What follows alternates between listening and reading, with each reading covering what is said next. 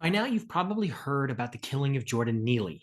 Neely was a 30-year-old homeless man who, after acting in a hostile and erratic manner, was choked to death by a fellow New York City subway passenger, Daniel Penny, on the 1st of May this year. After protests and pressure from elected officials, Penny is now facing a charge of second-degree manslaughter. Now, I've read the news coverage about this extensively and watched and rewatched the available video of this, and there's really nothing good about this story. It's a mess. In fact, the passenger who was in the subway car and filmed this event in its entirety said, "I think it's very complicated. It's difficult to judge." Despite this ambiguity, some elected officials and political commentators on the left and right have been quick to simplify this event and count it for their side. On the left, Alexandria Ocasio-Cortez has described this as the murder and public execution of someone who was merely crying for food.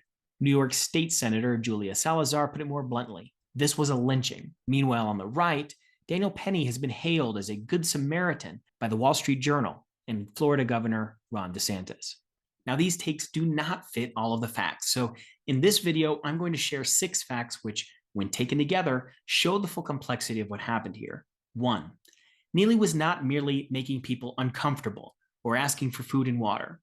He was threatening other passengers. He reportedly threw trash at passengers and told people that he would kill a mother effer. "I don't care. I'll take a bullet." He said he didn't mind getting life in prison and that he was ready to die. Which brings us to the second point. Neely had a violent record. He had at least 42 arrests, mostly for minor offenses, but also for several aggressive ones, including endangering a 7-year-old girl by dragging her down the street, and most recently, for a felony assault on a 67-year-old woman whom he punched in the face as she left the subway station, breaking her nose and eye orbital. Now, no one on the train could have known about this record. They had to trust their instincts. But given what we now know, an intuition that Neely was not just letting off steam, but was a legitimate threat, might have been right. However, after Penny put Jordan Neely in a chokehold, he was warned by other passengers that his chokehold might kill him.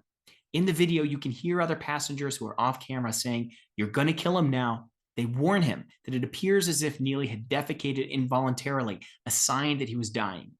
Furthermore, Penny continued to hold Neely for 50 seconds after he stopped resisting and became motionless. This 50-second period may be the focus of the second-degree manslaughter charge to come. Why did he continue to restrain Neely after he'd stopped moving? At best, it was unnecessary, but at worst, it was fatally reckless.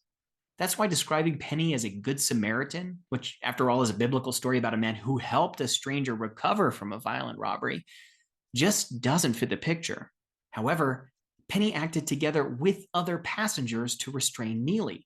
While the focus in the conversation has been on Penny and whether he was a vigilante or committing a lynching, it's important to note that at least 2 other passengers restrained Neely's limbs for several minutes as the men grappled on the subway floor.